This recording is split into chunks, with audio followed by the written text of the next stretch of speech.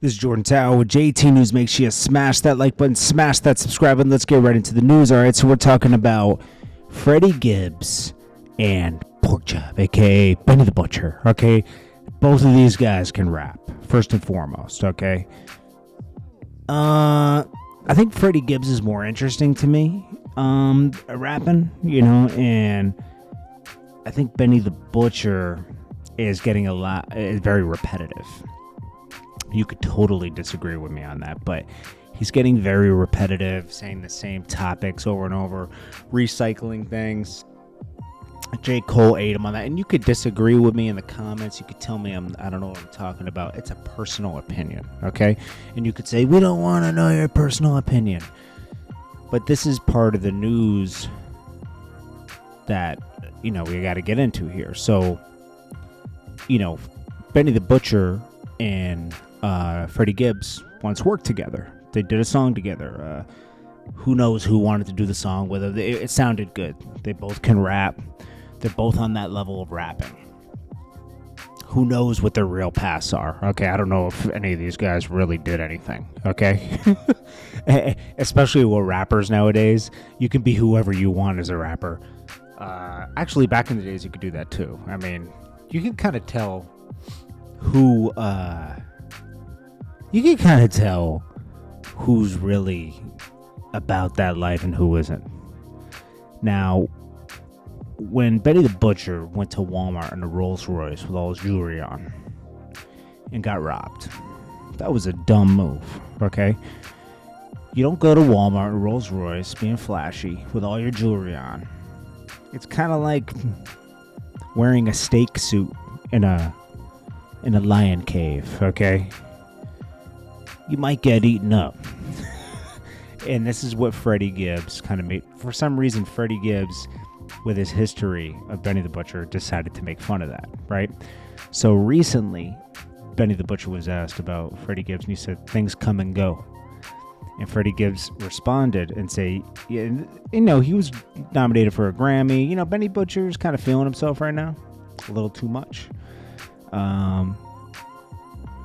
I think Freddie Gibbs in the early stages was feeling himself too much, but it's kind of well-deserved now. He's getting the accolades now. And, sometimes you gotta be a little ahead of the curve, so maybe Beeny the Butcher's just ahead of the curve and maybe all that stuff's coming at him. Okay, but anyways. So Freddie Gibbs responds and says, yeah, I know a lot of things that come and go. Because, you could be here and gone tomorrow, Conway is probably the lead out of Griselda to me. Even though Beeny the Butcher's making more noise, Conway seems like he's going to be the long-lasting one. I could be wrong. But these guys are kind of like taking shots at each other right now, which is kind of unnecessary. And Freddie Gibbs does his share of corny stuff. Going a little too far with the academics thing. That was corny to me. Easy target. I don't know. Anyways, these two will figure it out. I'm sure they'll be friends. They'll be friends again. Then we got Kodak Black's producer. He goes off on LATTO. And I understand why. LATTO, she needed a talking point to go on all these platforms. She's going heavy with the promo, and she needed something to talk about. So she's talking about, this is me and Hood talked about this earlier. She needed a talking point. Kodak Black said in one of his interviews, he said, yo, or he said on Twitter or somebody said, yo, if a girl want to do a feature with me, she got to give it up. Yak me and yak. Unapologetically, we love him for that. It's not right. But is yak politically correct? Nah.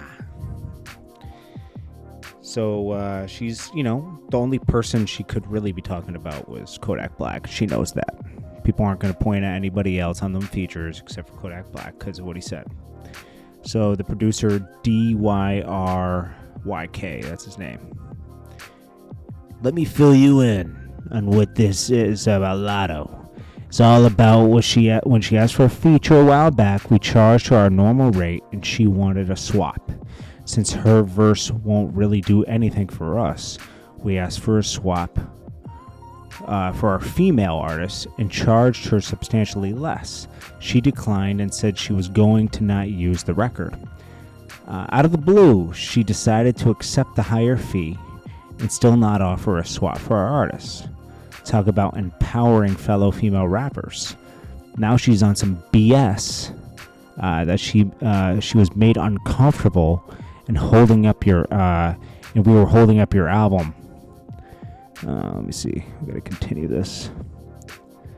I know you're not talking about us when you're on that diva stuff. When no one is getting in the car playing your records. Your whole album had legal issues. I'm not on the email chain. Stop trying to pull this fictitious fueled empathy card for sales. You're trying to take out my brother's character. I'm not having it. And that's why she won't say a name. She's full of ish. She knows if she keeps things general, it's up for assumption. She's going to get a pity party. And, you know, Kodak said his thing. The mulatto girl not talking about me. Steady reaching, blah, blah, blah. You know, like, I don't expect Kodak Black. If Kodak Black likes a girl, he says it directly. He was just going at Ari the other day, who's with Moneybag Yo. Now, of course, they're having their issues. He must have been privy to that already. But Kodak Black never holds his tongue. I mean, when he wanted Young M.A., he went straight at her. This guy's out of his mind, okay? But he's Kodak Black. And, you know, in the beginning, I was like, this guy is nuts. But you know what? I appreciate it now. Because he's unapologetically himself. Just like Boosie is. And that's rare nowadays.